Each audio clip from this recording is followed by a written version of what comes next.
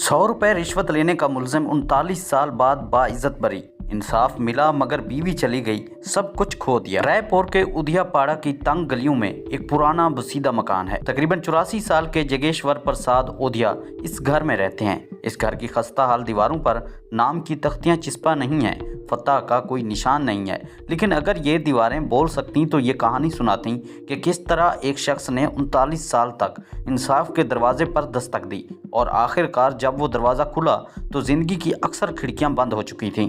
गैर मुनक़्क़िम मध्य प्रदेश के state road transport corporation में क्लर्क के तौर पर काम करने वाले जगेश्वर प्रसाद ओधिया को 1986 में 100 रुपए रिश्वत लेने के इल्ज़ाम में गिरफ्तार किया गया था। अब तकरीबन 39 साल बाद अदालत ने उन्हें बाइज्जत बरी कर दिया है। निज़ाम की बेहिसी, इंसाफ में ताख़ीर और इंसान की टूटी हुई उम्मीदों की अलामत बनने वाले जगेश्वर प्रसाद ओधिया कहते हैं कि ये फैसला अब बेमानी है। मेरी नौकरी ख़त्म हो गई, मुआशरे ने मुझसे मुंह मोड़ लिया, मैं अपने बच्चों को तालीम नहीं दे सका, मैं उनकी शादी नहीं कर सका, रिश्तेदारों ने मुझसे कत्ए ताल्लुक़ कर लिया, मुनासिब इलाज ना करवाने की वजह से मेरी बीवी की मौत वाक़ई हो गई है। क्या कोई मुझे ये सब वापस दिला सकता है? वो कर्ब से ये बात बताते हैं कि अब हाई कोर्ट ने मुझे बेकसूर तो करार दिया है, मगर अदालत की तरफ से इस सर्टिफिकेट का वज़न इस भारी बोझ के मुकाबले में बहुत कम है जो मैंने अपने पूरे ख़ानदान के साथ 39 सालों तक उठाया है। जगेश्वर प्रसाद का सिर्फ इतना ही कसूर था कि उसने रिश्वत लेने से इनकार कर दिया।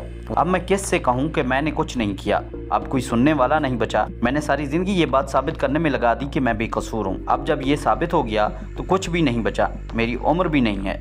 अदालती दस्तावेज़ात से पता चलता है कि स्टेट रोड ट्रांसपोर्ट कॉरपोरेशन में बिल असिस्टेंट के तौर पर काम करने वाले जगेश्वर प्रसाद ओधिया को इंसदाद बदउनवानी के इदारे की एक टीम ने एक करीबी चौराहे पर मुबैना तौर पर 100 रुपये रिश्वत लेते हुए गिरफ्तार किया था। जगेश्वर प्रसाद ओधिया का कहना है कि एक मुलाजिम ने अपनी बकाया अदायगी के लिए बिल तैयार करने के लिए मुझसे रब्ता किया। मैंने उसे बताया कि आला दफ्तर से तहरीरी हिदायत के बाद ही फाइल मुझ तक पहुंचेगी और तभी मैं बिल तैयार कर सकूंगा। इसके बाद मुलाजिम ने मुझे 20 रुपये रिश्वत देने की कोशिश की।